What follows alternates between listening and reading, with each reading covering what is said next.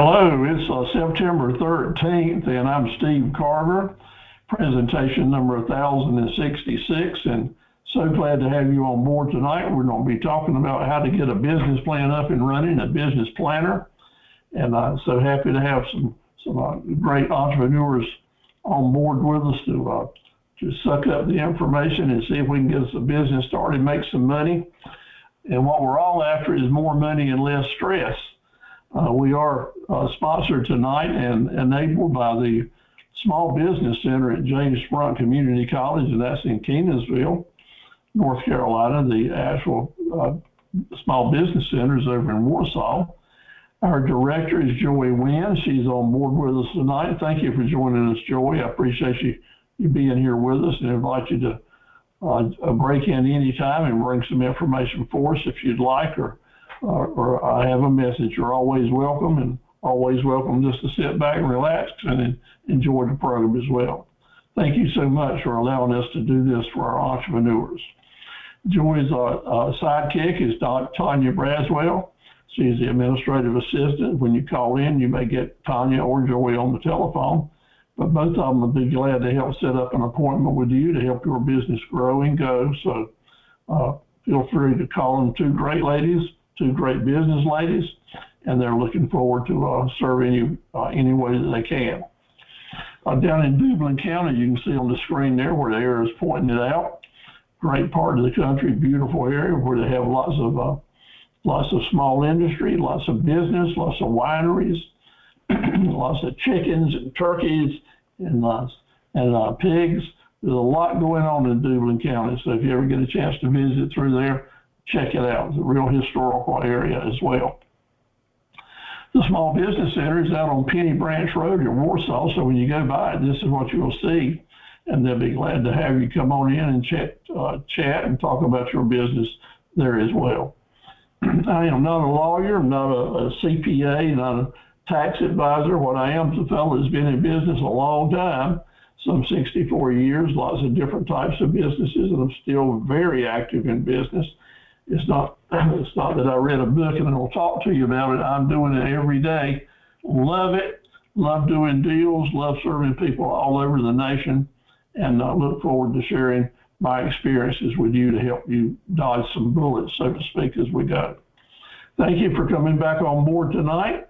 It's good. I hope that we'll be able to go steady for the next 6 weeks now on 6 consecutive Wednesday nights. I look forward to seeing you and working with you.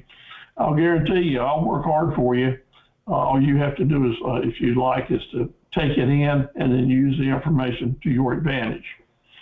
Of course, tonight we're going to be talking about business planning and such as that.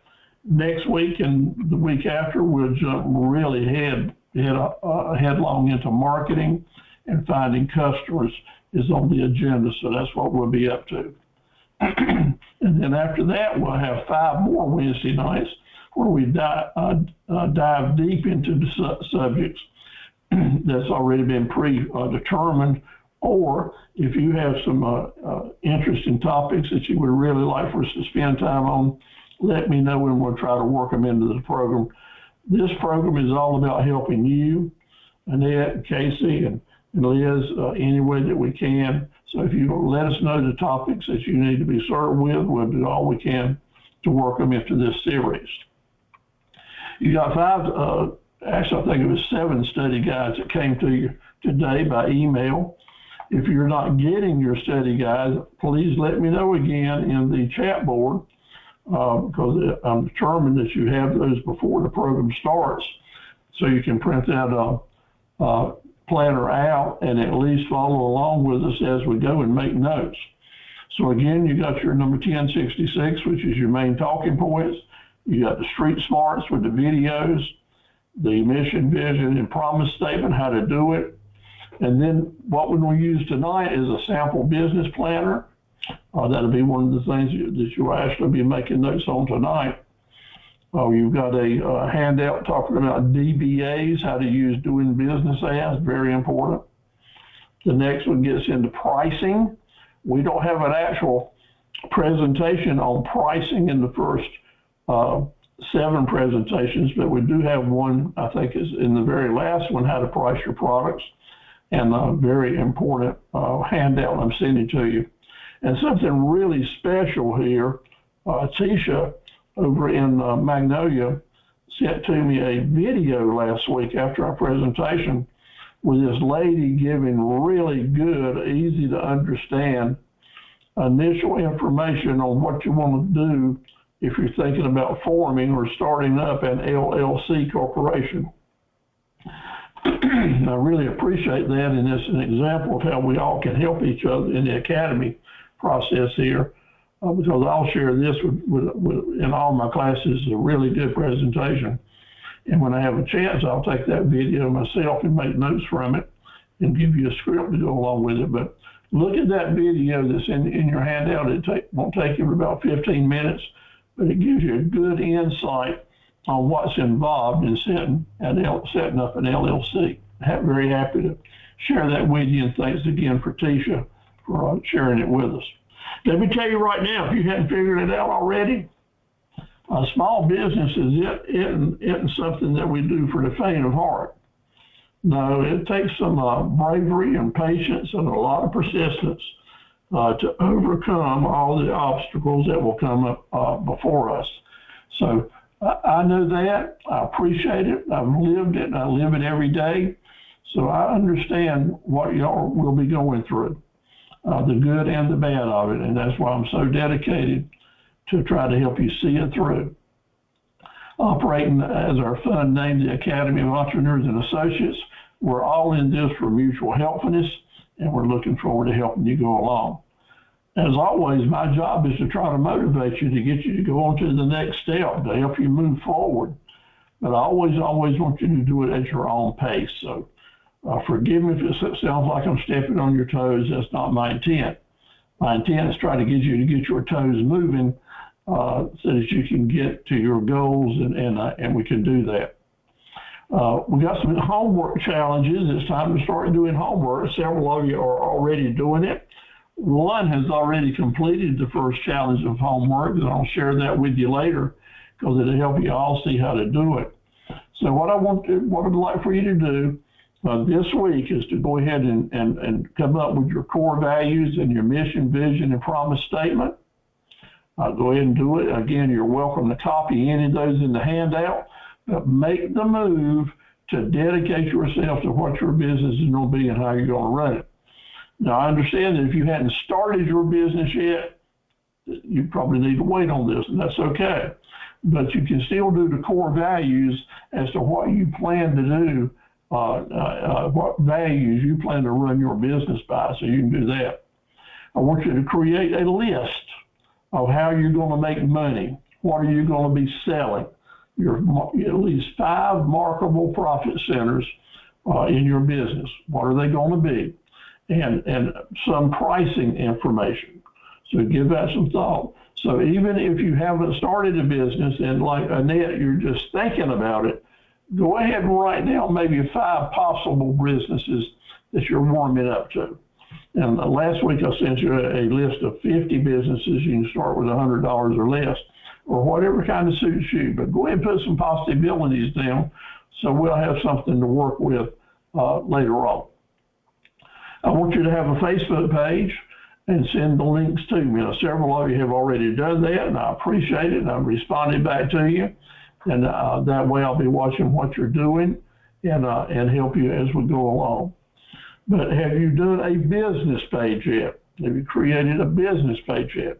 If you haven't, that's going to be a must to learn this process and to get your business up and running so that things will go well for you and you'll be able to jumpstart your business and start making some money.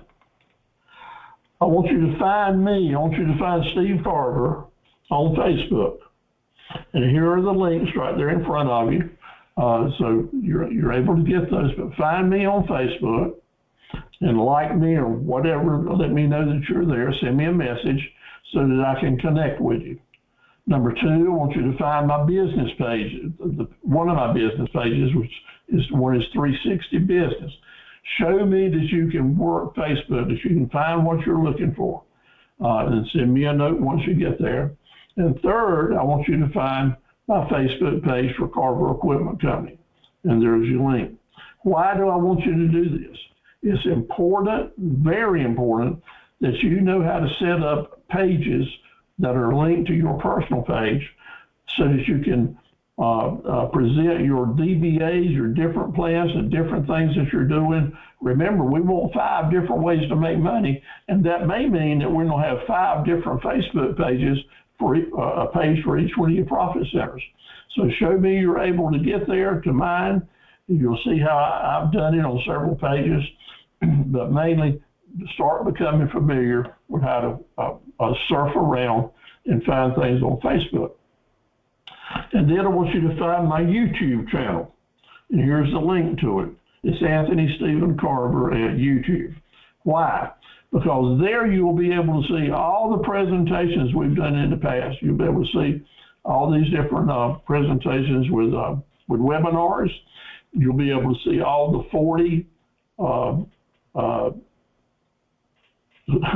you'll be able to see the 40 drill skills and the videos there to do it, and a lot of other things.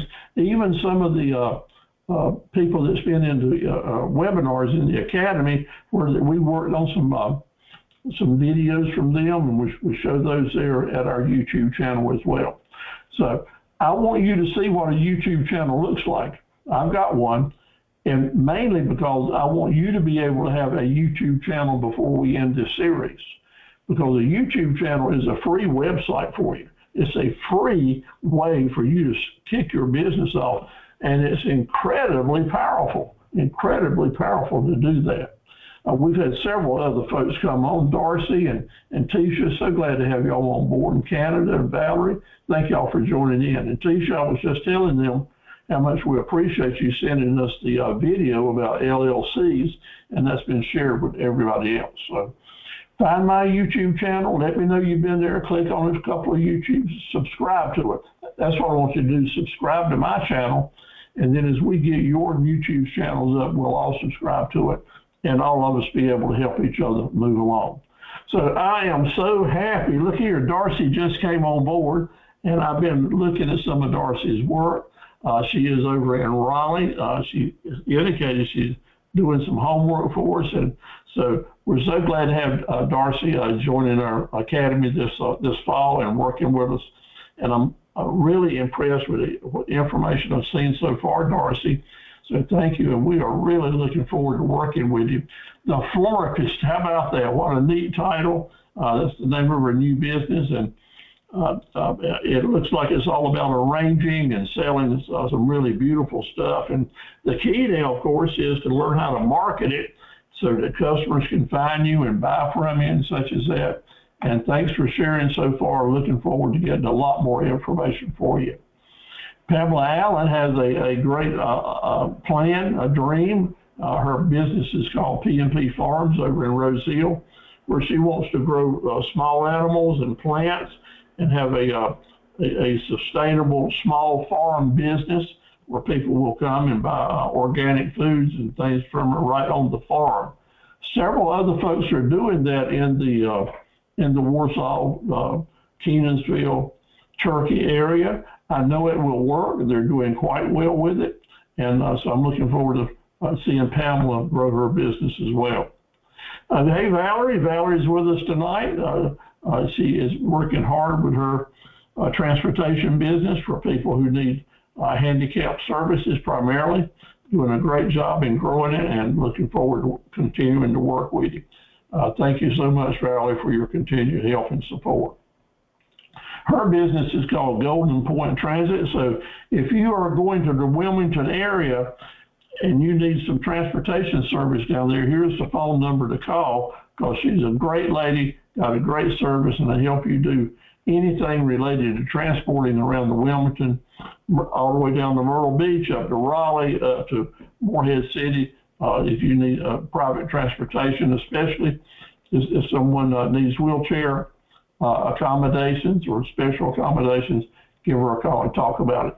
This is how we help people that help the Academy. So stay on board with us. Let us know what you're up to.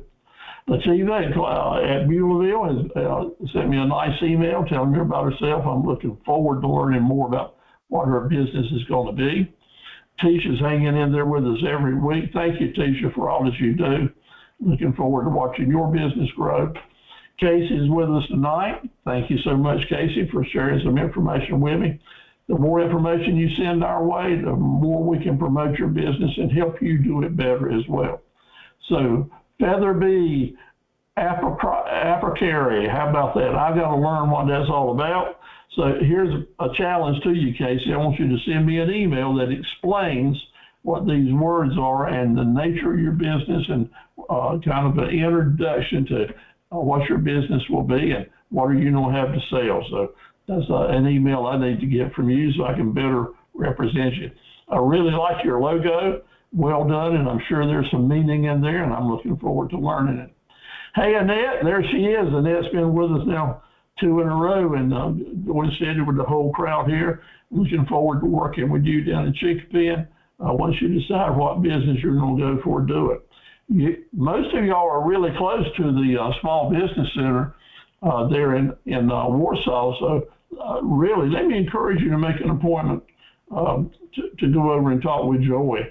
Get to meet her, become part of the family, and they've got such great resources there to help you get started. Charlotte Sutton was with us last week. Maybe she'll join us later. Charlotte's a great lady. She lives in the Warsaw area. She is a 25-year nurse, registered nurse, helps people. So thank you for all that you've done through the years, Charlotte. She's also a singer-songwriter. She's a poet. She does a lot of great work, and I don't see you next week. Her poem about entrepreneurs is really good, and we're really proud of all that Charlotte does for the Academy and for all of you. Now, we got one of us on board, not on board yet tonight. She's going to have to wait till tomorrow night to come, but Dr. Sabrine Mutawali is in Raleigh, and she is a minister and has been ministering for a while and is pretty much a pro doing a lot of great marketing stuff. But she joined us last week and said she really wanted to stay with the Academy and to learn how to start a new business that she's getting ready to start. So I'm glad to be able to share with you because she has been doing her homework, and I want to show you what she's been sending me to give you some ideas about how you might want to approach yours. But notice here, she has already got a QR code for her business. If you don't know what that is, if you can click on that with your smartphone, it'll carry you right to the web page that you designed. Very easy to do. So Sabrine seems to be a really God-fearing lady, dedicated to doing work for people and help them move forward in life. So I'm looking forward for y'all to get to know her. And as I get these situations in and get these links in, I'll send you an email with links to her stuff so you can get acquainted with her and maybe even be in touch with her. But here's her Facebook page, one of her Facebook pages. So she's very active on Facebook and does a good job of marketing everything that she needs to market. She also has a YouTube channel with, I would guess, I think I saw at least 25 or maybe more videos that she's made. So you can spend a few minutes on a YouTube channel, see what Sabrine is all about, and get to know her on the computer. People want to do that with you. If you don't sell items on the internet, folks want to know that you're not a crook, want to know you're for real. And by presenting yourself on videos, it's a human being that they're doing business with, and they'll start sizing you up and determine if they want to do business with you. So next week, when we get to next week, the homework assignments is going to include doing an introduction video, an introduction of yourself and an introduction of your business on the telephone and sending it to me, either as an MP4 file from your phone or as a YouTube, and I'll show you how to connect with YouTube and make your own YouTube as well. So, but Sabrina has just done a lot of work here. At her video channel, she goes through time after time. A great lady, got a good voice and a good presentation. And I imagine that we're going to learn quite a bit from her, and look forward to watching what she's got going on. Her new business now is going to be Unchained Edubility, Unchained Edubility. And this is a second business that she's going to move away from her preaching and move into teaching. She wants to help people by teaching them new facts and things like that. So she's got a great title. She's already got a Facebook page with a really good logo. Have you got a logo yet? We're going to need one. So be thinking about that. That'll be one of your homework assignments right around the corner. Is every business needs a good logo, just like Valerie had done and just like Casey had done, and to move that forward. So she has done her mission, vision, and promise statements. Here's her purpose statement, which it ties her purposes into the name of the business.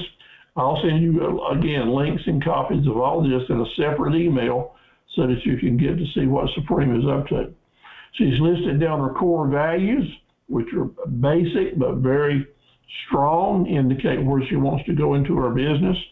And when you get the video tomorrow, you can watch this and stop the frames on the video and copy or write down any notes that you want to from these slides. That's why I like to send the videos to you. She went ahead and did her Remarkable Profit Center. She only did 4. Well, actually, she only did 3, but she did it anyway. And more importantly, she went ahead and put some dollar values on what she's thinking these different profit centers will generate. That's going to be critical with us doing the business plan. So I really appreciate her did it. She broke it out into public speaking, teaching and coaching, professional development, and college and application assistant. That's at no cost, so it's not going to generate any profit. So I don't have to say to you, as good as you are, Supreme, you don't have to go back to the drawing board here, because I want 5 profit centers, and I want us to see how it's going to work out. She's put some dollar values here, but we hadn't quite figured out, I can't figure out just looking at this, over what period of time. How many months, all of this. But the key is, you got to think about this right now. If you're selling time for money, after you put together a plan like this, Remarkable Profit Centers, is actually doing some multiplication and seeing how many hours or days it's going to take to do all this. And then apply a factor with, well, I can't stay 100% booked all the time, so we have to put some safety factors in there. We'll look at this real closer later on, but congratulations, this is exactly what I want all of you to be doing, because I can tell that she's thinking and really serious about trying to get together a good plan. All right, that's my assertiveness. I'm trying to motivate you by showing you what Sabrina did and looking forward to getting in what y'all do. If you don't want to do this homework, you don't have to. You can just enjoy it, and you can just attend, and you'll still get a certificate for attending. But if you want to make money and get your business started, do all the homework you can. Let this stuff soak into you and become your own DNA, and you will not regret it, I promise you. My job is to motivate. Your job is to find the endurance to start doing this work and to stay in the game. Again, you got my email address several times. It's right here on the screen. I'll send it again to you at the end. But send to me what information that you can as you do this homework. Let me have it. I want website links, Facebook links, personal photos of your business, products, and services. I want you to know that we're expecting you to be, if you've got a business, it needs to be online with Google, and we're going to move forward with these videos as fast as we can. All right, let's get to the meat of it. 40 drill skills. Last week we did the first 8 during week 1. We talked about all those, and it ended up talking about number 7 was by the way. Remember us talking about by the way? By the way is the way that you increase your profits. You can stack your profits by having more upsells and more cross sales than you ever dreamed you could have. So that's an important one. And also number 8 was how we're going to catch our customers. We're going to keep fresh bait in the water. Remember the 3 rules, fresh bait in the water? What is that all about? We catch customers by having that fresh bait with continuous promotions. So week 2 now, let's talk about some new stuff. Number 9, what is the best way to find customers? And I'll ask you this a lot, and I want you to ask other people a lot, because there's a real simple answer to it. The best way to find customers is to help them find you. Say that with me. The best way to find customers is to help them find you.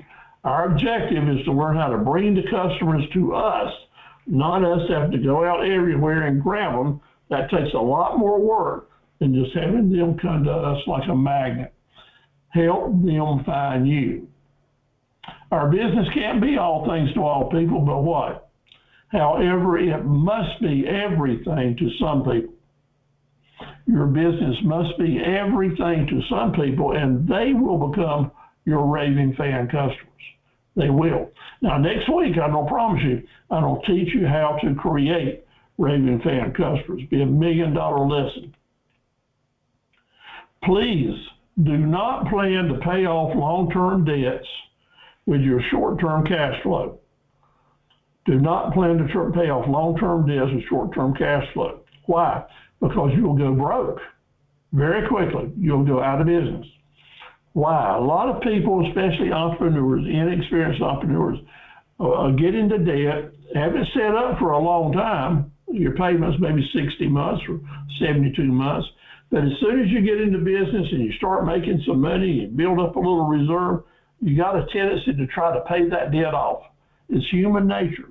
And I have to tell you to guard against that. You don't want to do that. If you've got into debt and you set it up for a long term, hopefully you did it so whatever it is you were buying will be paying for itself.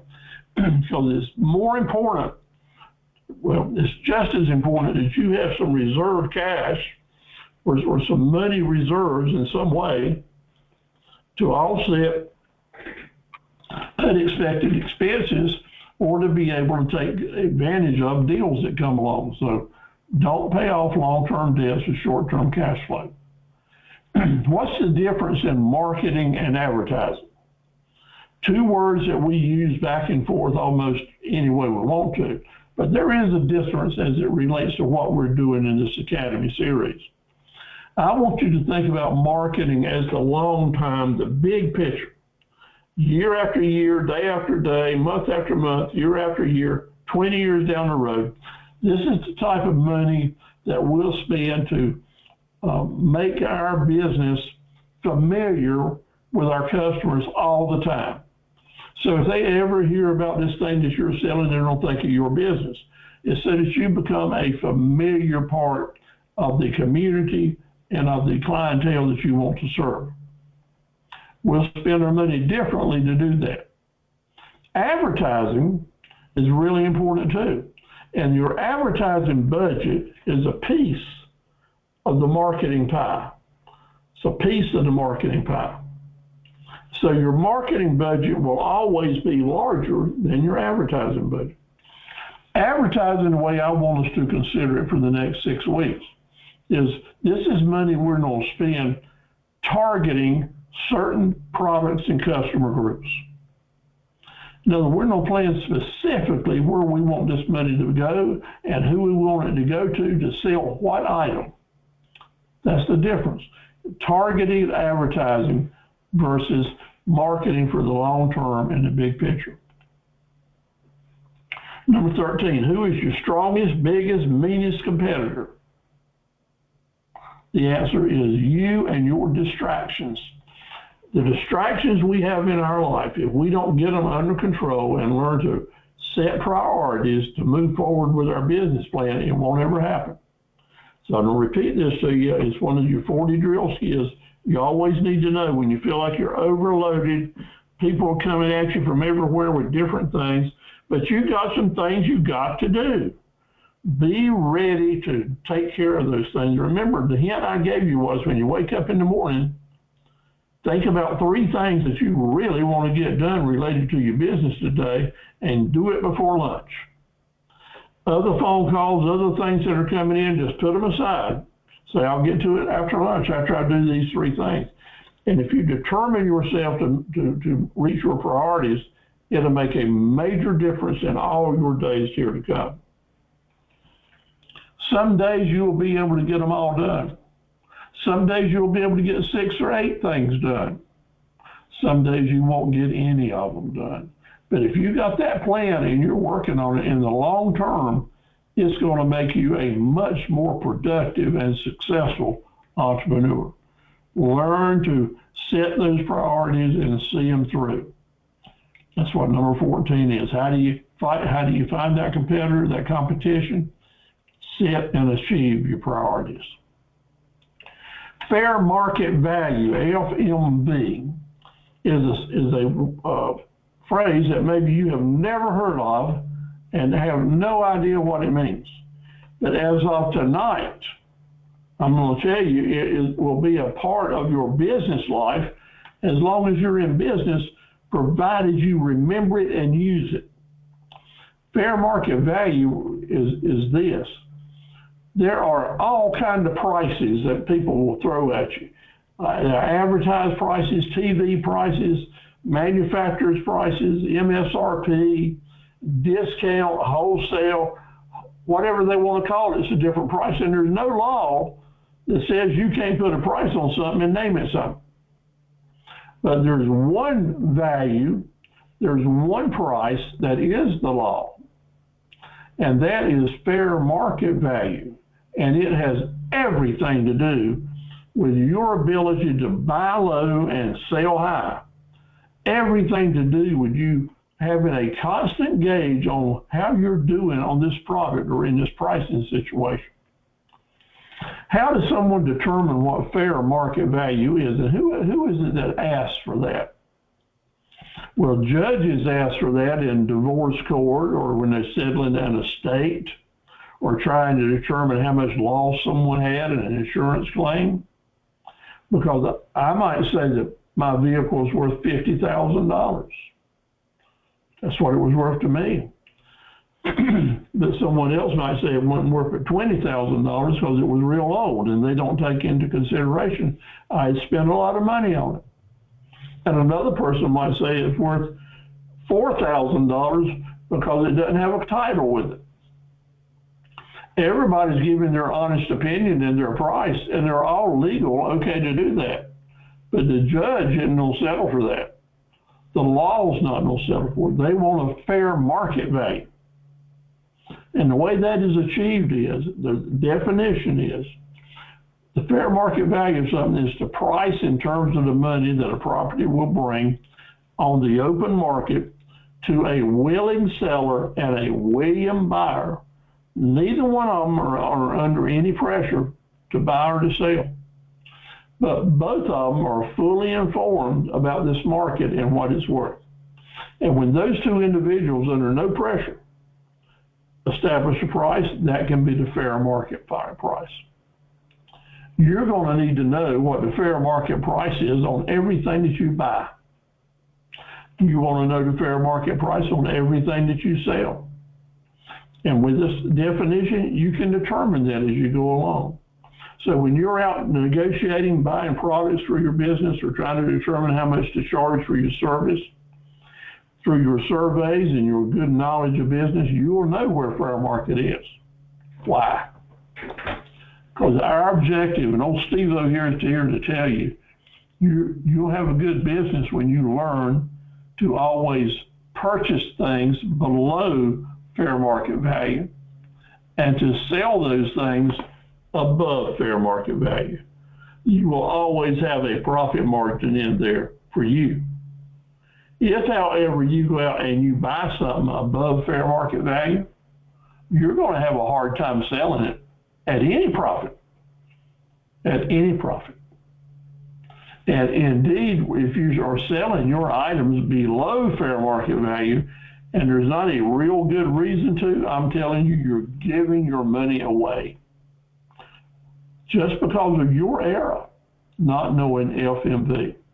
We'll talk a lot about that, and when we get into negotiating in week 7, we'll actually have some demonstrations of that. But if you want more information now, just request a study guide. The L and the H, the look and the hook.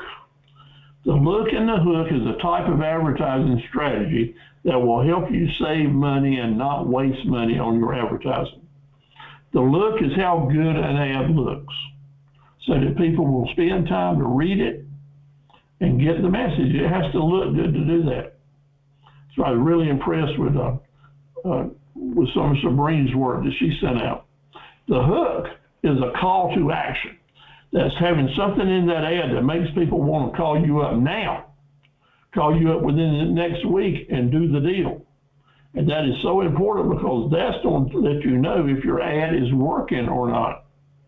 And if an ad doesn't work, we need to stop it. If an ad is working, we need to multiply on it and spend more money so it'll make more money for us.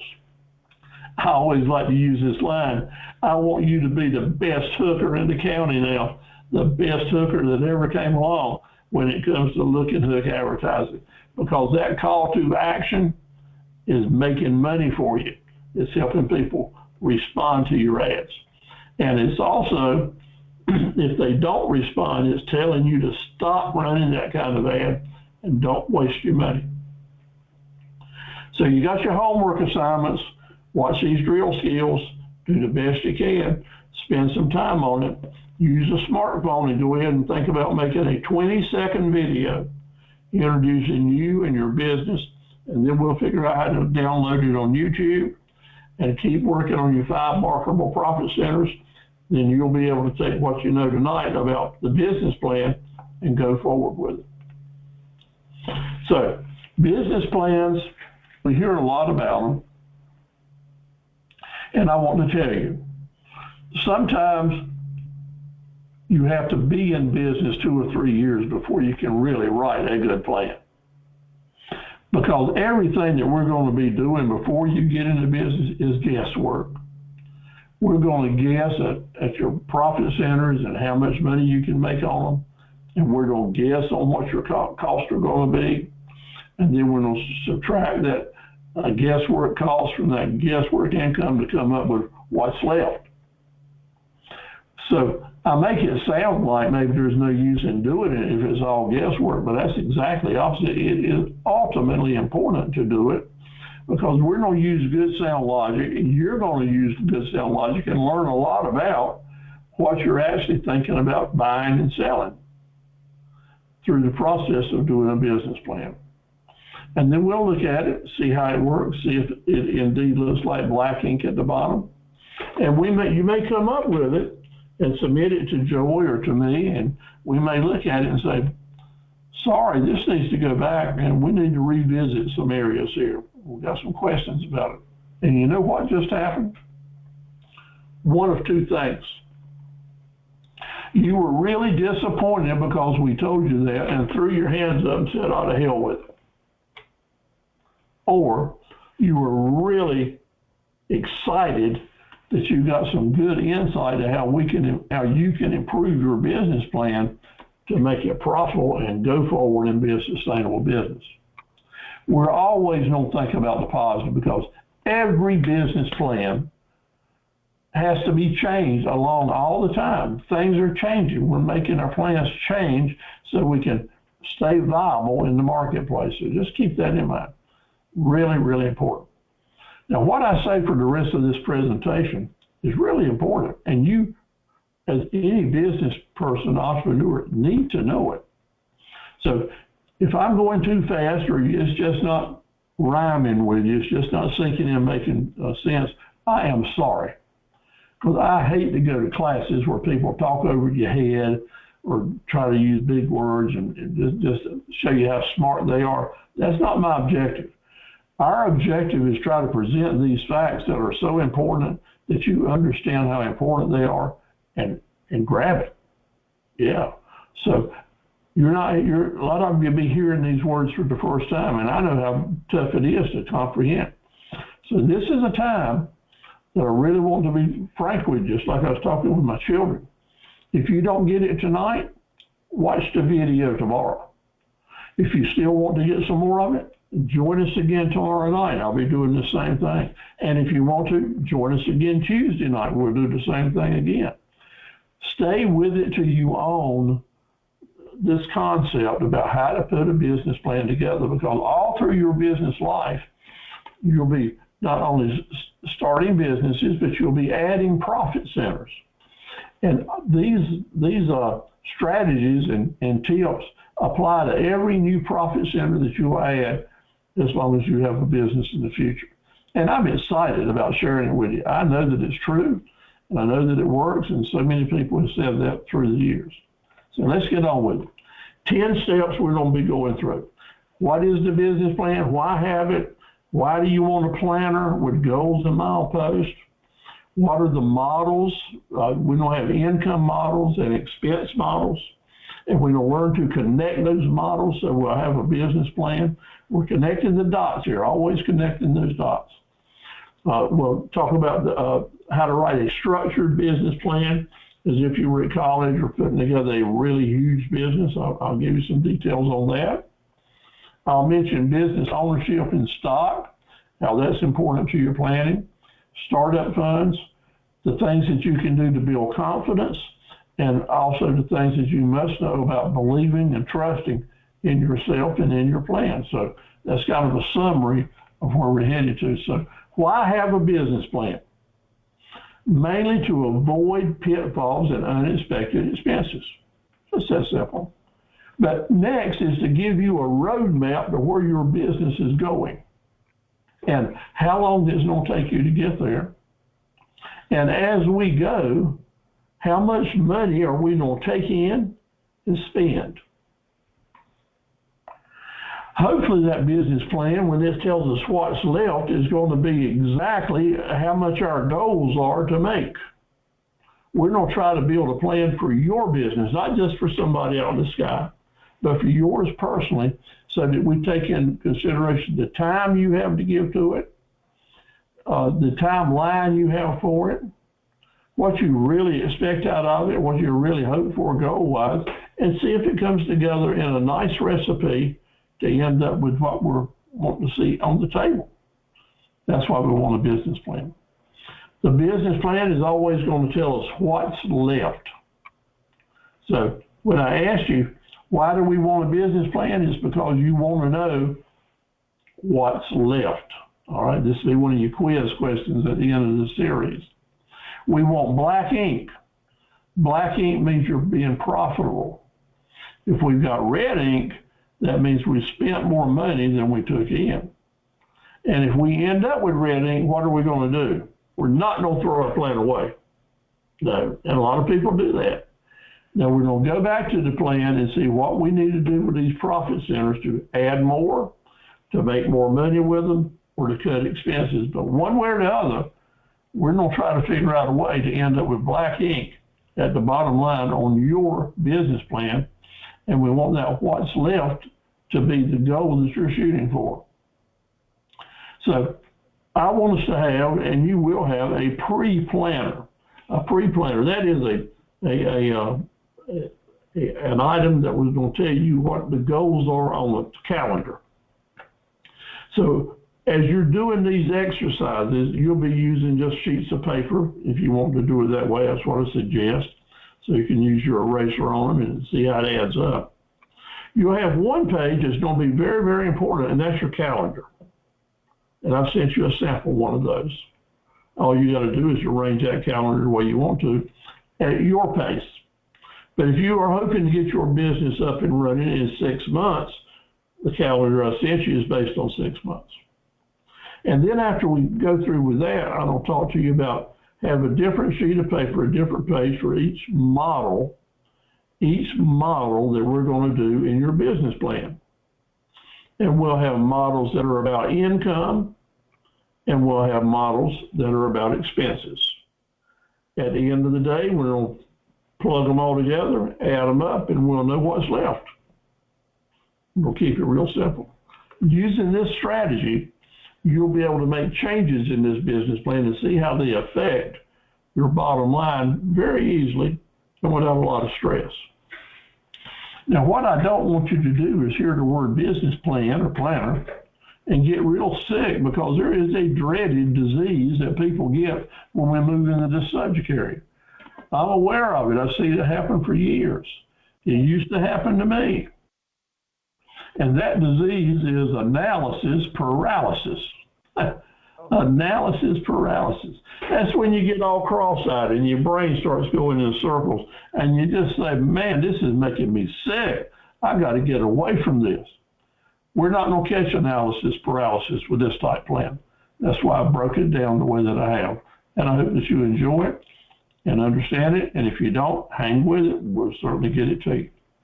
A pre-planner now, that's on one page. And basically, we're going to look at the next 6 months and determine what are the little things that need to happen for you to have a full-fledged business up and running. Now, this will apply to every business, but every business doesn't mean you would have to do everything, because all businesses are different and things will have to be moved around. But this will cover all the bases. So as we go through this, I want y'all to be thinking about this. Think about, all right, I understand that, and here's what I need to do. I've already done this. Some of you have already done a lot of this, and that's fine. So we're going to look at what's left. All right, let's just kind of start down together. Let's just look at it. And I base this on September 15th, which today is the 13th. So day after tomorrow, we'll start. Determine the products and services that you're going to have. That's part of your homework. Create a list of the things you don't know. How about that? What skills do you feel like that you're lacking on right now? What skills do you want to enhance?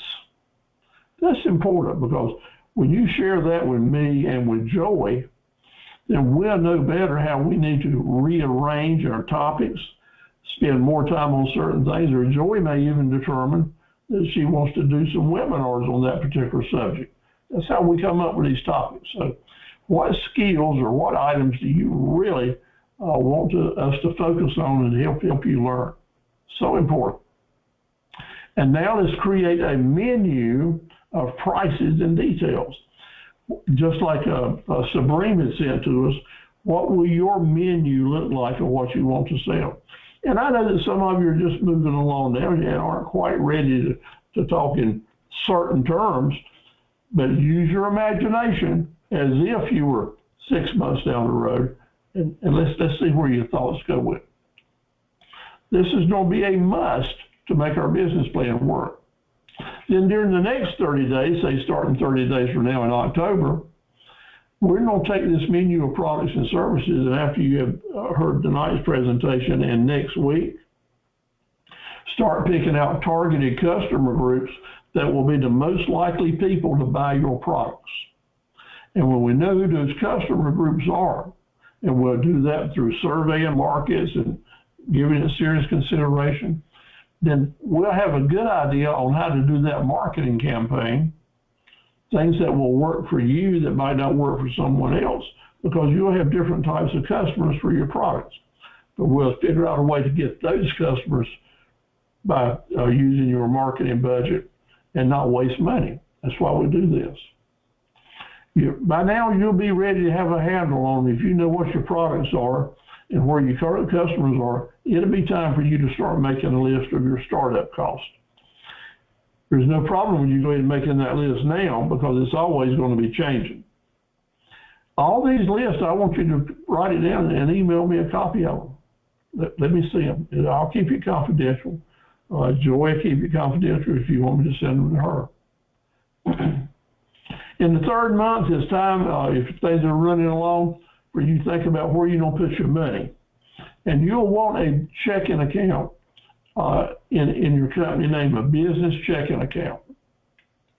So let's think about that. Automatically, when you get this checking account, that means you're going to need an EIN number that we talked about last week. So just know that's a part of this too. If you're going to have a business location other than your home, in other words, if you're going to go rent a building or buy property or build property, it's time to start making the list of that. And as soon as you do it, you're going to have assets at risk, so it'll be time to talk to an insurance agent. Again, an insurance agent is going to tell you you probably want to be an LLC if you have exposure out there, things that are at risk. Now, planning that marketing campaign. After week 4, after 2 weeks from now, you'll be ready to say, okay, I know who my target customer groups are. Now I need to figure out how to get advertising to them, how to get marketing to them. We'll help you, provided you've made a list of those targeted customer groups. Remember, how do you find customers? You help them find you. And when we know those targeted customer groups, that job won't be so tough. Okay, we're going to be buying stuff and selling stuff, so how are your negotiating and forecasting skills working out? Are you a good negotiator? Do you understand the rules? Do you know how to forecast how many turnovers you're going to have in products? How to put your business plan, how many appointments you need to have?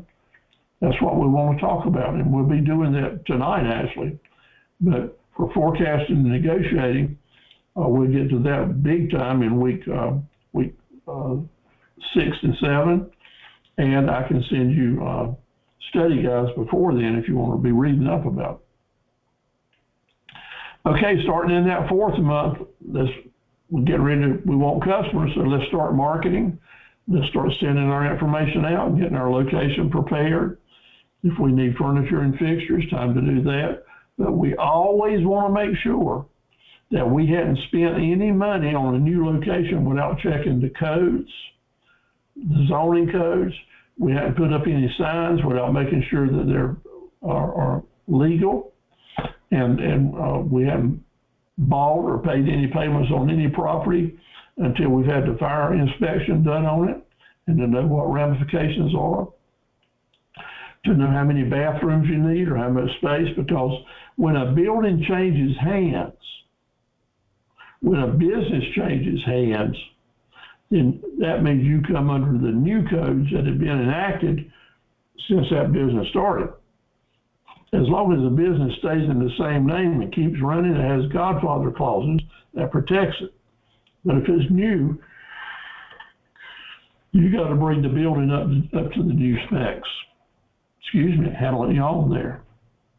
All right, now we're going to move right along into week number 5, the month number 5. Time to buy stock. Get it put out there. Let's start talking about merchandising and pricing. If we don't have staff, we need them trained. It's imperative that we train our staff. And then maybe we can do a soft opening. We'll invite some folks in, do some business, let them look over what we got and start doing some trade. If you're on the internet, you go ahead and you make sure your website's working right.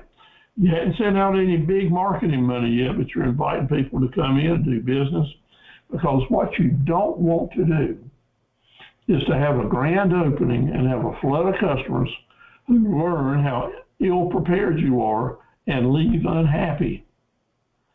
At your grand opening or business opening, you want everybody to come to leave saying, wow, I love what I see and I'm coming back. It's going to be your very best opportunity to create repeat customers and maybe add some raving fan customers. So over the next 6 months, if you take this guideline and erase what doesn't apply to you and fill in what probably does apply to you, then that'll work out really, really well for you. Okay, that's one sheet of paper. You can work on that on your own, plug in the different stuff you want to. If you want to send me a copy of it, I'll be glad. I'd love to see a copy of your 6-month planner with the dates and what you know that you need to do. And if there's some stars out there that you need some help with, by golly, that's what Joey and Tanya want to do, is to help you. It's what I want to do to help you. So just remember that. But you'll love this planner. Now, the next little piece of news, caveat here, is that as you go along in business a year or two from now and you want to add a new profit center, the same facts, the same type of thinking will apply to adding a new profit center as it is to starting a new business. So it'll help you for many years to do that. Any questions about that? If you want to ask a question about this right now, turn your mic on and we'll talk about it. Give me a drink of water.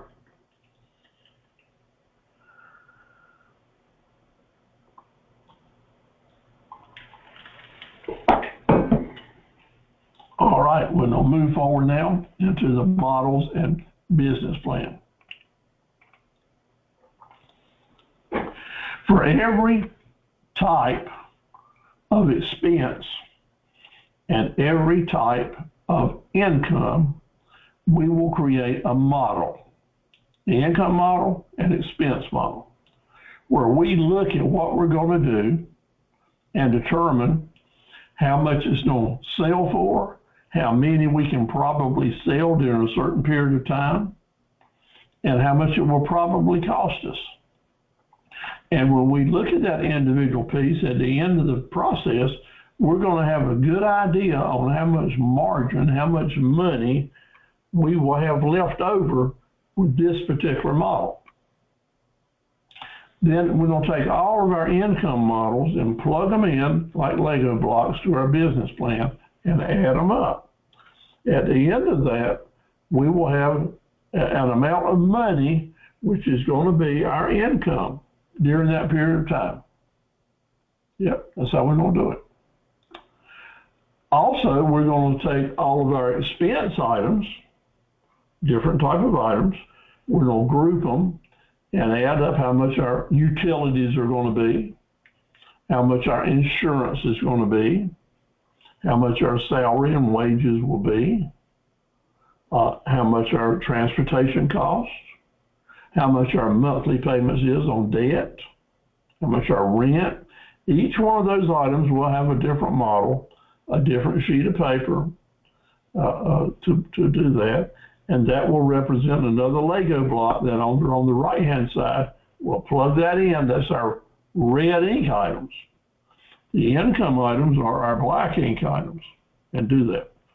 Now let's go back and we're just going to look at some single models, because all of us will have different things that we're buying or selling and be paying different stuff. Every business is going to be different.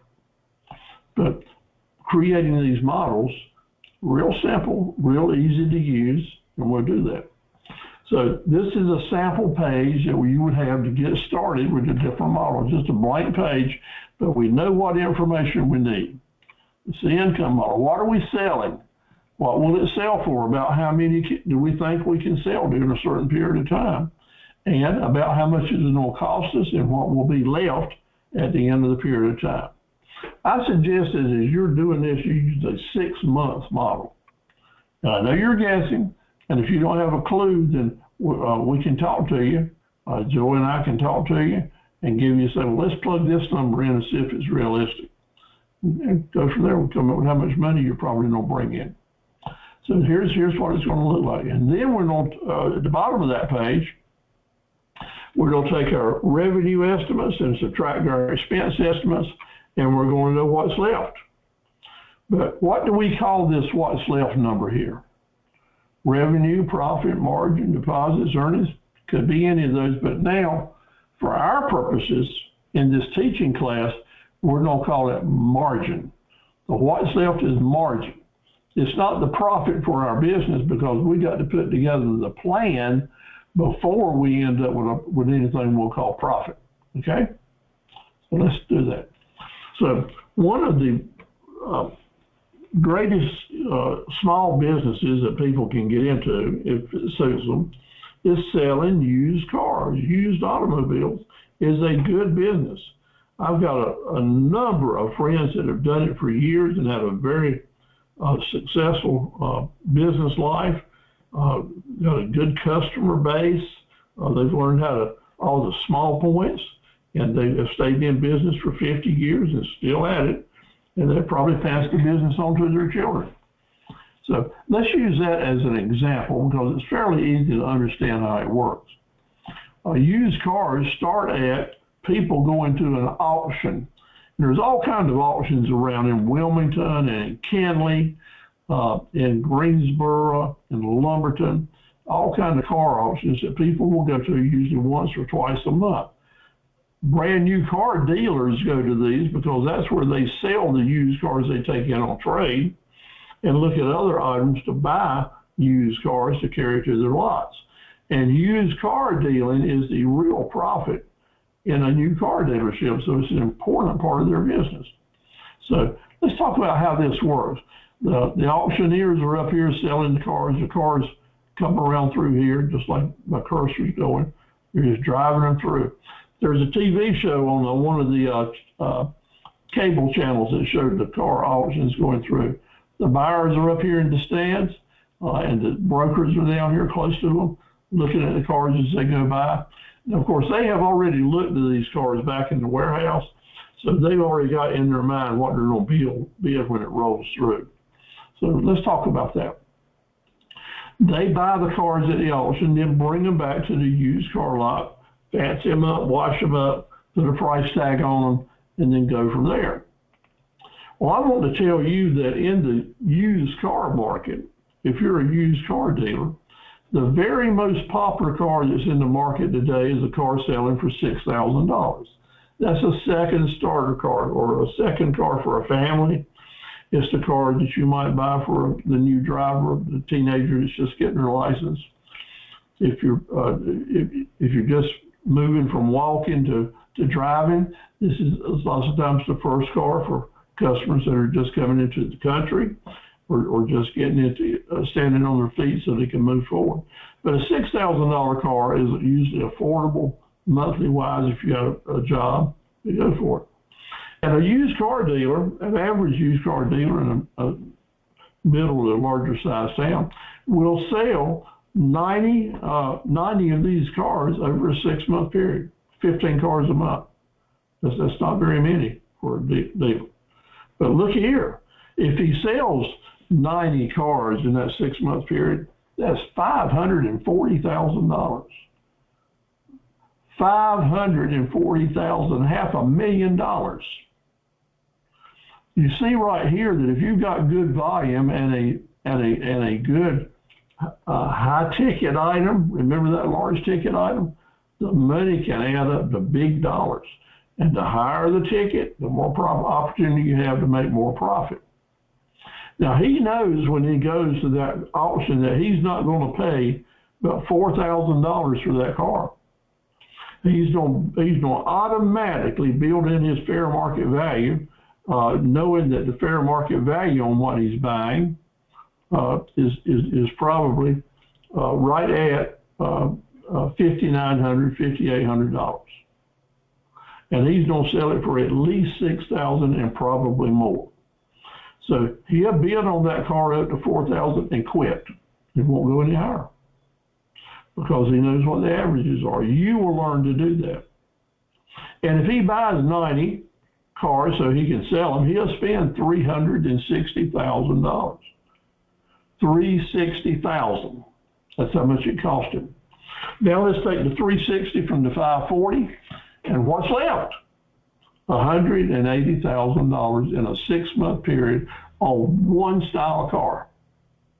That's just one style, it's one model. Because he'll have different models for $10,000 cars, for $12,000, for $25,000, for trucks, for other items he's saying. There'll be other models for those, but on this model, on $6,000 cars, he's planning on making 180,000 grand. What do we call that number again? Margin. And so in your products, we're going to figure out what it is, how much you can sell it for, approximately how many you expect to sell, what's it going to cost you, and then we're going to look at all that and determine what's going to be left in our margin. Some of you are not selling products. A lot of us don't sell products. We sell time for money. And when you're selling time for money, it's a little bit more difficult to think about things because you don't have those tangibles. So you have to approach selling time for money by splitting up the clock, splitting up your day's work, and determine how many opportunities you're going to have to make money. So we'll call those appointments, okay? How many slots are you going to have? And what is your time worth? What's the fair market value for what you're going to be doing? And how long does it take? Or how much endurance do you have? Or how much time do you have? But on our example here, we're going to say that you're going to do four appointments a day, and to end up with what your daily income is going to be over 6 months or 96 days. And we're going to say that you're going to be working 4 days a week. 4 days a week is our business plan, always with time for money. 4 weeks a month, so 6 months, you're going to be working 96 days on your business plan. Of course, that gives you room to do a lot more work, but this is only 4 days a week, which is what I like to recommend. For each day, we're going to come up with the value of each appointment. Then we're going to multiply it out, do the same with the expenses to figure this thing out.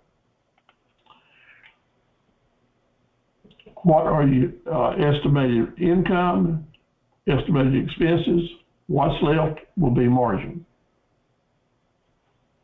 So let's say that the work that you're doing, and I've said here, a graphic designer or some type of marketing service, and you've determined that you'll be able to charge $150 per appointment and have 4 appointments a day.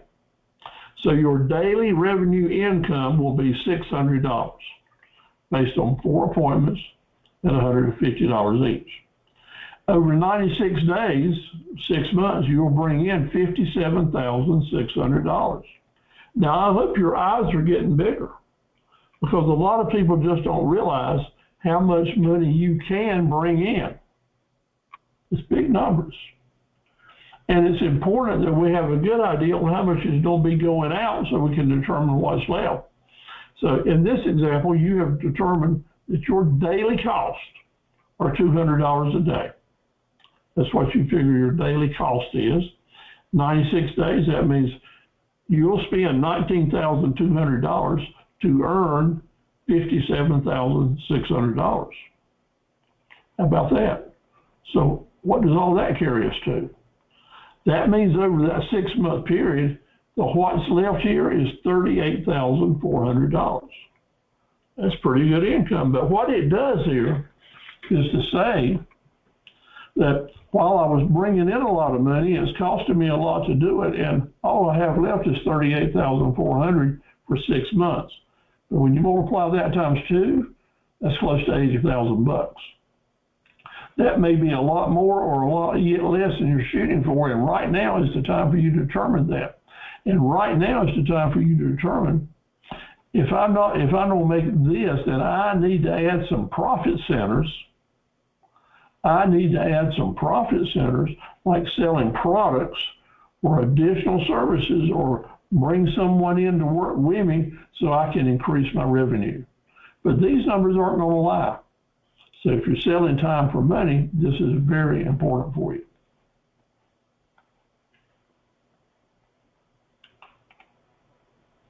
So let's go back to Supreme's offer here. And this may push me into talking a little longer tonight. I may go over 2 hours. If I do, you're welcome to check on out, I understand. But this is important, and we get to look at now her profit centers. Now, her job is selling time for money. And her initial thinking is that her profit center number 1 is going to be public speaking, and she's going to have 30-minute sessions at $800 and 60-minute speeches at $1,500.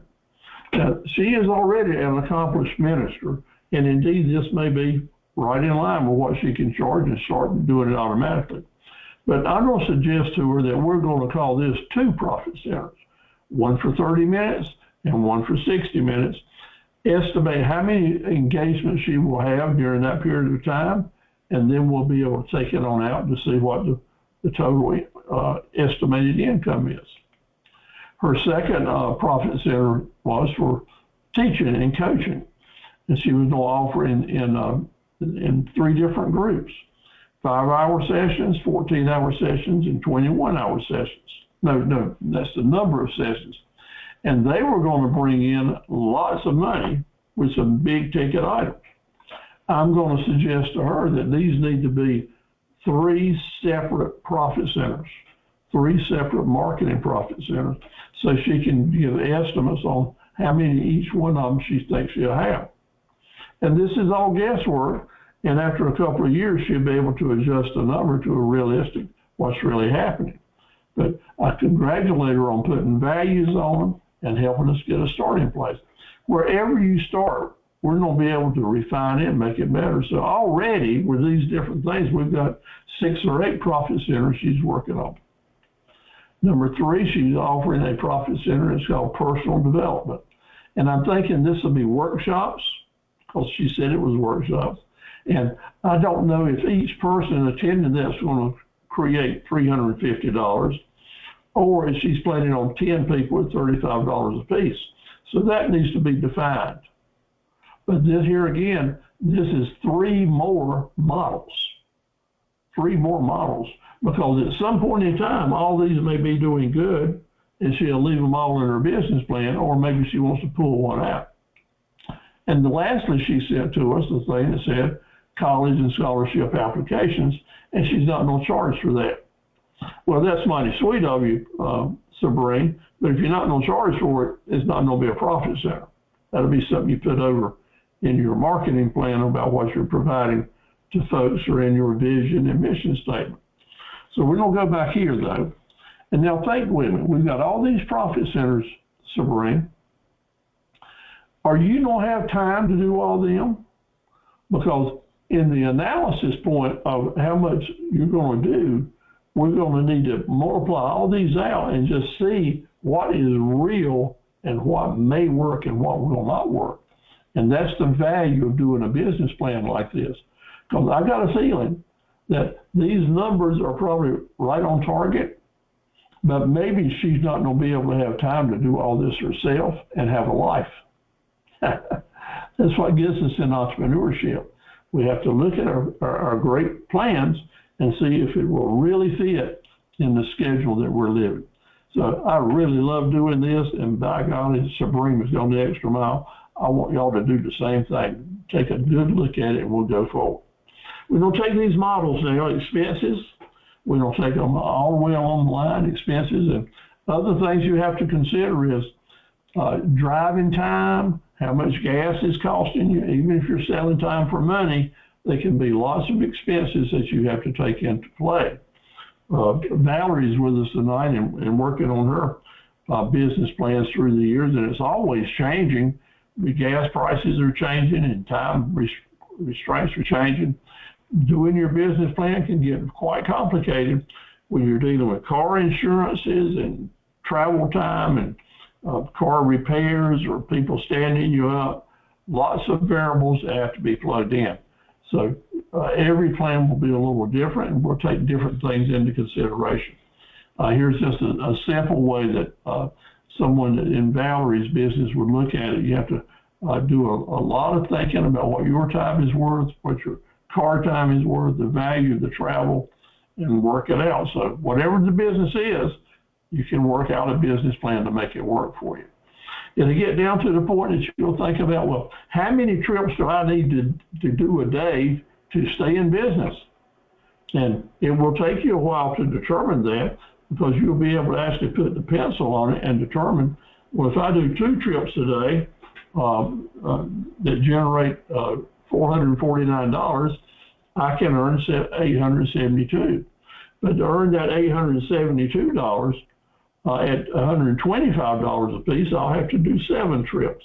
So that's the kind of logic that you'll put on your business plan to come up with some numbers, and we'll be glad to help you get there. It all boils down to sometimes at $50 a trip, 17 trips a day, that's $870. But who has time to do 50 trips a day? And then we say, wow, I don't know if I can do this or not. So we go back to the drawing board and we see what the realities are, and we adjust our prices accordingly. Sometimes you're better off not to take a certain amount of business in, because sometimes taking business in makes you lose money at the end of the month. Some days it's better not to work if it's costing you more than you're making. So what do we need to do with this? We need to set income goals for every day and for every week. We need to know what our advertised price is. That gives us plenty of room to negotiate so that we are standing firm with our menu that we're offering to people. We need to balance the 2 points, the first 2 points, and come up with what is marketable, what can the market stand. So is red ink and is black ink, and I guess we'll call it pink ink, because we have to find the price that the public will pay that indeed we can charge. But our goal is to come up with a sustainable business plan that will help keep us in business. Again, when we plug them all together, we're going to have this business plan out here that comes together. So what is a business model? It's basically what you buy low and you sell high, and you can keep it as simple as you want to, or you can go through what we've been talking about, which is a lot more sophisticated, but still not that hard to figure out. Your business model might be to go to over to Dublin, to Houston's Peanuts, buy a box of salted peanuts for $10 and sell it for $20. Every time you do that, you're making $10. I got profit on here, but it's really margin. But the simplest business plan can work out for you, or we'll carry it to the most sophisticated. You can usually do a model within a couple hours, whatever it is. If you're having trouble getting yours, when you list down your marketable profit centers, you will see right then how you'll move forward into, well, how much can I get for this and how many can I sell? Because volume, the number of appointments, the number of items you sell is what it's all about to create the volume it takes to have a sustainable business month after month. So look right here. This is what we've been after. Notice that on the top of this chart here, we've got a lot of black ink. And at the bottom of this chart here, we've got red ink. The black ink is the profit centers, the models of the different profit centers that you have done. And here's where we complete our circle that we were talking about earlier. We want some profit centers here that are increasing daily traffic, designed to do that. And so I'll be asking Sabrine, what type of profit center is this that you're talking about? Is it for big ticket sales? Is it for repeat business? Is it to help you have higher margins? Is it to lure in new customers? Or is it all about just daily traffic, just get people coming in so that you can offer them these other things? That's right.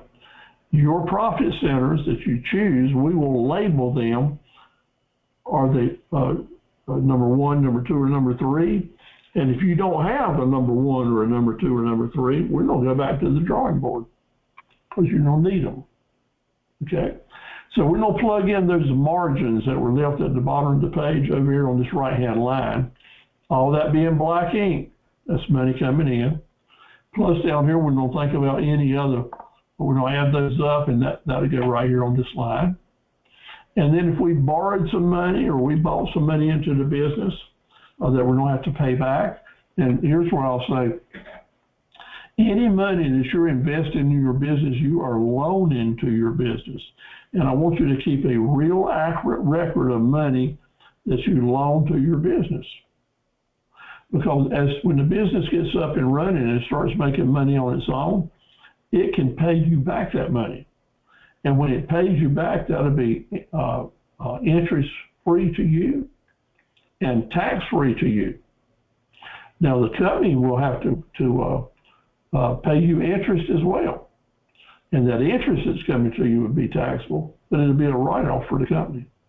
So that's a win-win situation. So it behooves you to invest money in your business, provided you keep up with it, and provided we're calling it a loan. That's so important, so we want you to be doing that.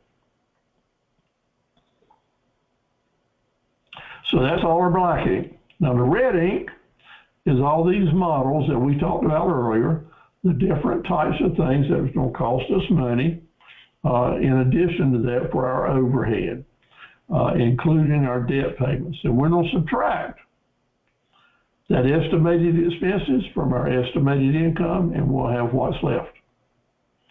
And that is a simple, quick way to create a good idea of whether or not your business is going to be profitable or not, and how much, and give you the ability to take away and add to different models to bring it up to where you want it to be. Isn't that pretty much incredible? It really works. So I've given you a graphic here in your handout that you can just take and put different numbers in depending on what you're doing, and plug them in and work with your numbers and your eraser, just to go for we covered basically all the bases I could. Startup investments, some of these will apply to you, some of them will not. I'm just trying to give you all the things that you might want to consider.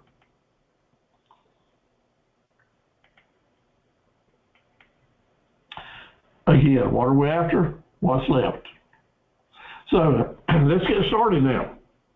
Let's get started. What do you need to do? What do you want to do? Let's name your business. Put a name on it. Not officially, I don't want you to go register, but right now put a name on it if you haven't done it already. So we'll have something to call your business and let me know what it is. We'll write a targeted marketing plan for the first year.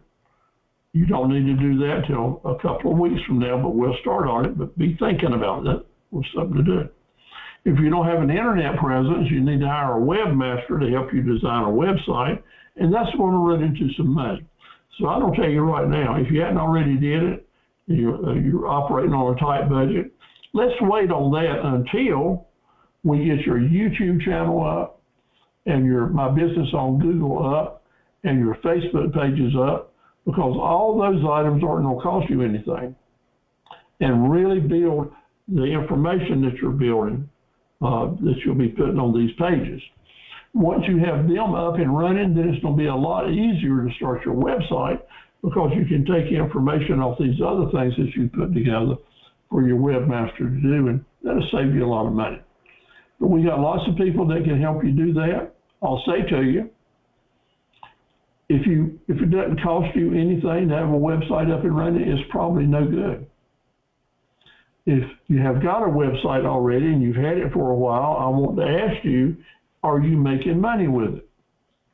Now, this is a serious question, because if you're not making money, some changes need to be made. So let me know right away. Send me a link to your website. Let me know how you feel about whether you're selling on it or not.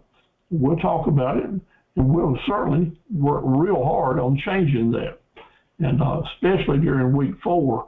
On how to help customers find you. That's all about how to help that website bring them right into you.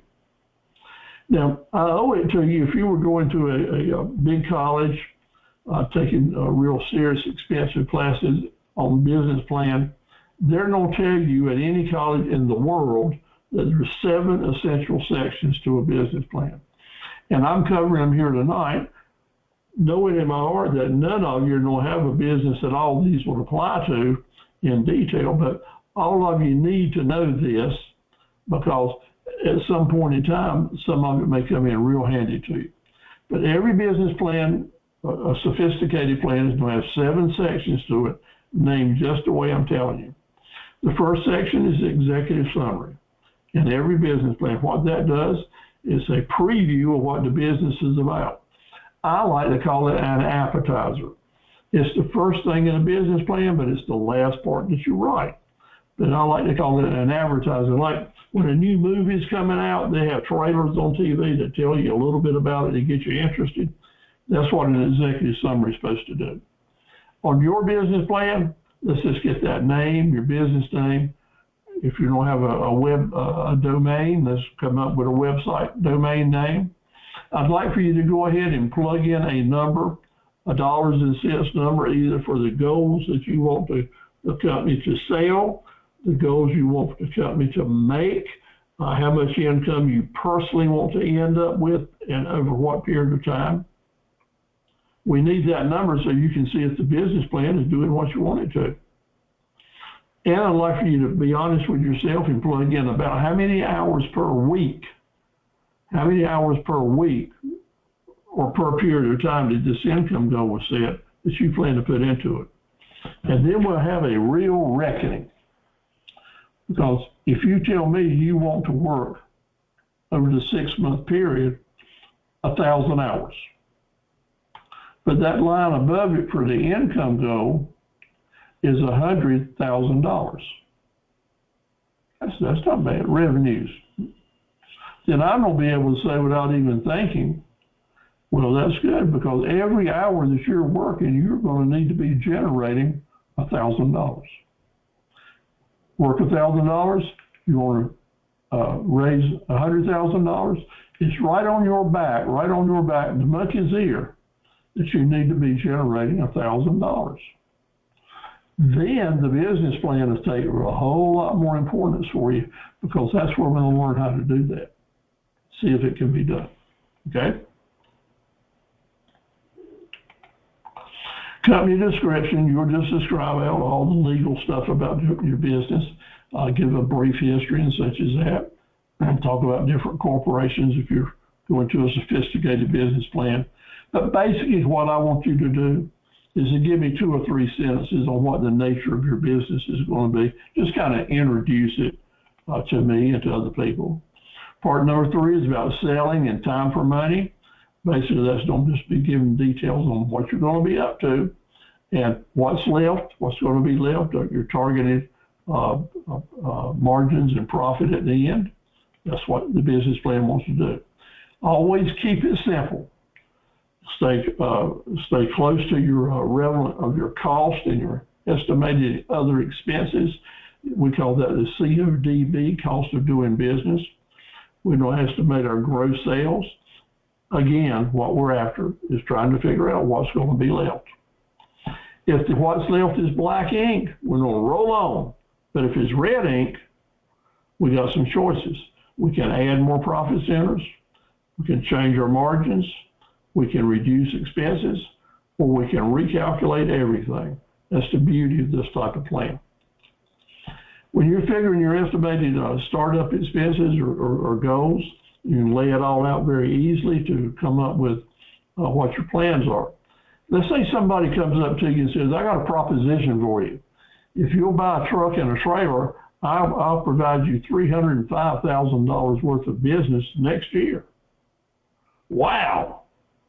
Well, what we're going to do is not run out and buy a truck and trailer and just say, okay, let's go do it.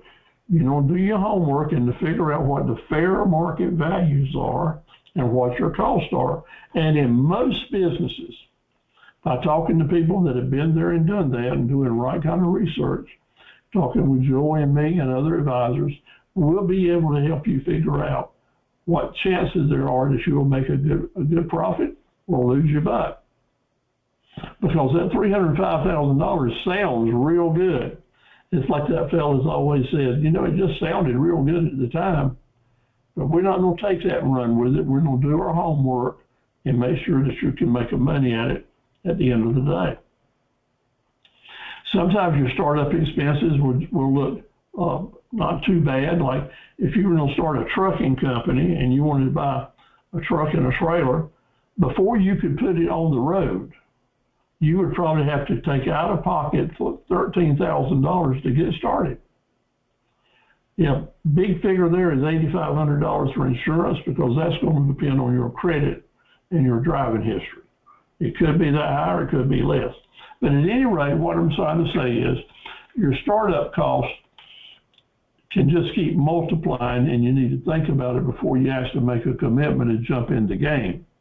So write down what you know you got to do and talk with someone with some experience to see if they would add or subtract anything. On this, for example, this $13,000 to get an 18-wheeler on the road, these numbers don't include the cost of the truck or the trailer. Because there's down payment to make, we're paying for it all. So it could be astronomically higher than that. So always know there are wrinkles involved in your startup cost. Let us help you with it so you don't get caught by surprise with unexpected expenses.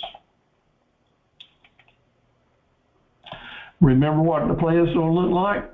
We're going to take our profit center models, subtract our expense models, and end up with what's left.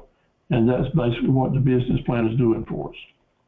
A sophisticated plan would have you do a market analysis, do a lot of research, write a lot of numbers, do a lot of stuff.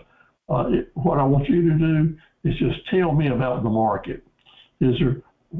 What do you see out there people buying, about how much? What do you think your market share might be? Who are your competitors? Who is the low-hanging fruit customers? Are they there? Can you actually go find enough customers to buy your products? Now, if you're after a business location, that brings in a whole different chapter of circumstances. So I've got a handout that's about before you lease a property, you need to know some stuff. I'll be glad to send that to you. But that's very important. Basically, what I want you to do is to list down your primary marketing tools. That'll be your market planning that we do. Describe how you're going to do promotions. Let's talk about the job titles of people in your business and talk about the hours you're going to run. You'll be able to do this a whole lot easier after week 5, okay? Business locations are very, very complicated. You always want to take into consideration what your costs are getting up and running, and always know that if you're having to spend a lot of money on a rental property, then you've got the option to talk to the landlord to help you with those expenses or to give you some free time or do some serious negotiation. So if you've never rented a business property, do not go sign a lease without getting some really good advice from someone that wants your business to work, that's not involved with the landlord. The truth of the matter is, every year I see it time after time again, businesses that have been open for 1 or 2 or 3 years fold up because they have worked their tails off to try to stay in business, while the main thing they were doing was working for the landlord, who was charging them way too much money for the business they were in. I'm not saying they were doing anything crooked. I'm just saying that that property should have never been leased, knowing what the rental is, if a business plan hadn't been done, showing them that there was no way they were ever going to make money.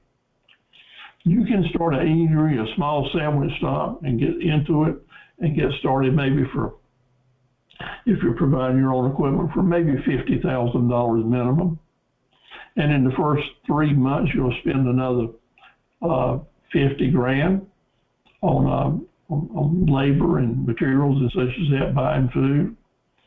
And I'll tell you that you've got to sell a lot of $10 tickets to pay off that kind of money, especially if your rent is anywhere over say $1,250 per month.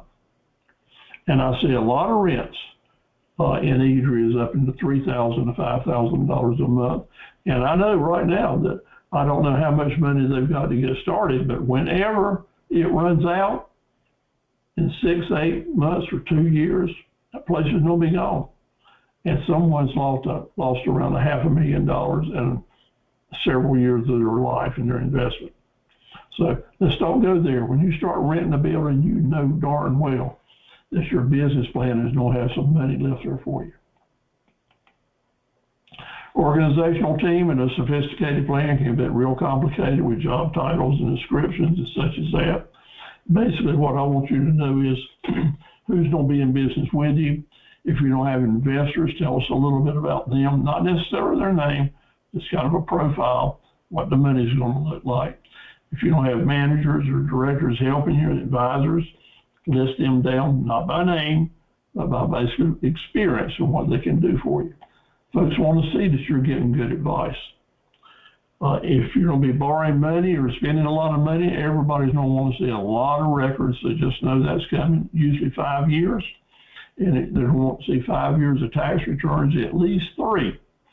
So if for whatever reason you hadn't been filing your taxes for the last 3 years, you need to go ahead and do them, because someone's going to come and say, well, I need to see your tax records if you're going to get a credit line or if you're not borrowing any money at all.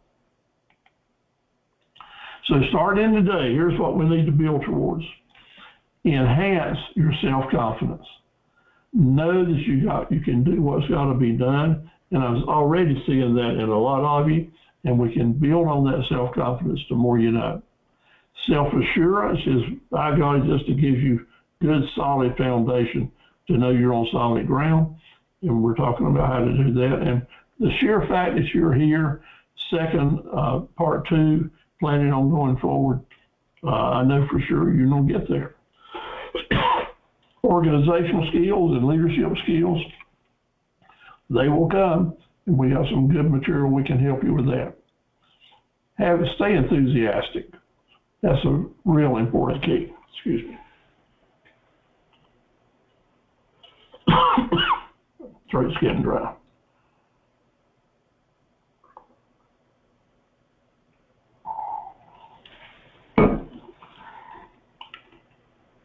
Thank goodness for the water, no doubt.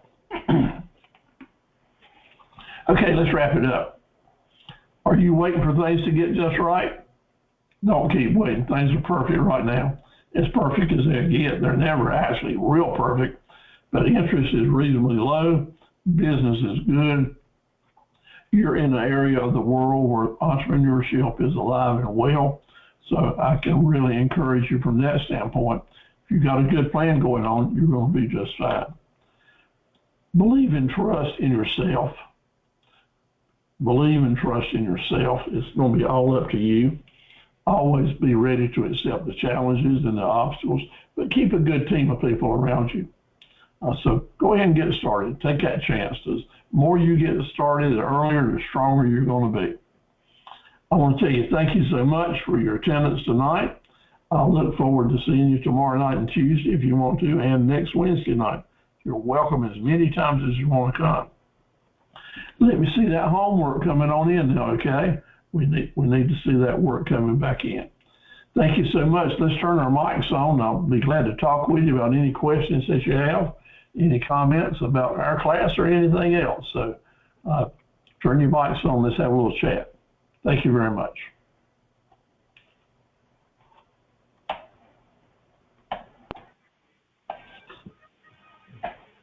There's Annette. You give me a lot to think about. I'm glad I did. You got any questions? I got a bunch, but I don't know how to put it all together. Well, take your time with it. I'm not going to rush you. Do it at your own pace. Okay. Thank you so much. And Denise, how are you doing? Hi, I'm doing good. Well, it's so good to hear your voice. Have you had a good week? I did. Good. You got any words of wisdom for us? You got to believe in yourself, and self-talk is real important. So keep yourself motivated and consistent. So true. Got to stay with it, haven't you? Uh-huh. Good. Well, you take care. Thanks for joining us. I'll send everyone out a copy of your poem and maybe some links to your music that you're doing. Okay. And it's good to hear from you. Sure thing. All right. Valerie or Casey, y'all have anything you'd like to add? Or Tisha? Good afternoon. This is Valerie. I always get new nuggets each time I join your class, and I am working on web presence as well as profit centers. I've came up with some things that I'll be submitting shortly to you. Right now I'm at 4, so I'm trying to find the 5th one, but I am looking at that. Just thank you for your time and willing to help. You're so welcome. Have you had a chance to work with Maddie on moving forward on some marketing stuff? Yes, sir. And I've been doing some training myself to kind of speed up the process and be more organized and understanding and learning some additional things that I didn't know that existed. There's a lot to know. Every day I'm amazed with how much And if you think you know something, wait a day or two and it'll change it, so you got to relearn it, it seems like. But that's what the world is today. Thank you for all you do, and thanks for joining us. And Casey, do you have any things to comment you'd like to make? I've been working a great deal on trying to figure out my different profit centers. I've been in business for a little while doing pop-up shops, and I'm at the point where I'd like to take that, continue it, but also convert it to online sales and more of a full-time venture than what I've been doing. Do you have any photos of your pop-ups? Not of my pop-up. Well, actually, I might have my table set up. Yes, Uh-huh. I do. Well, we'd love to see that so we get a better idea of what you're offering or any photos. And Sure, absolutely. I did just launch my website, so I've been kind of trying to trial that and work out the kinks of it. So, which I actually just I found a few kinks this morning, so we're going to be working on some of that. But a lot of my products are already posted up with their prices that they're selling for now. Well, please send me that link, please do, and we'll start helping you sell some stuff. And let me assure you, with a website, there'll be something every day that can be changed to improve it. I've had a website for 35 years or more, and there's always something that needs to be done on it. So don't let that frighten you. So congratulations on moving forward. We certainly want to see some of it and maybe buy something from you. Thank you. Yeah, I want to figure out how I can take it further, but then also make it full time, because there's other things that I'd like to do. Being out here in beautiful Beulahville, I'd love to start growing a lot of my own herbs. Right now I actually outsource, but I would love to do that for myself. So that's something else I'm looking forward to incorporating. Do you have full-time employment away from home? I sure do. Yes, I work in Wilmington, so I have a 2-hour commute every day. Wow. Well, you got a lot of distractions, and number one is time for driving, don't you? I sure do, but I utilize it listening to things, so I try to make the most of my time. Good for you. Well, God bless you. We'll look forward to seeing you time after time. Thank you very much. I've enjoyed these sessions. Okay. Joey, if you're still with us, I'd like to say good night to you. And you have any comments to close us out?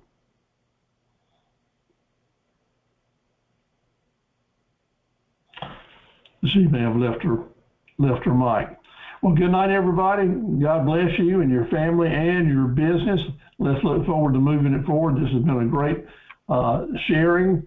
Again, you need everything we've talked about. You want to own it. So come back tomorrow night or Tuesday night and ask all the questions you'd like and own this stuff, and it will really help you out. Take care, and good night, everybody. Good night. Good night. Good night.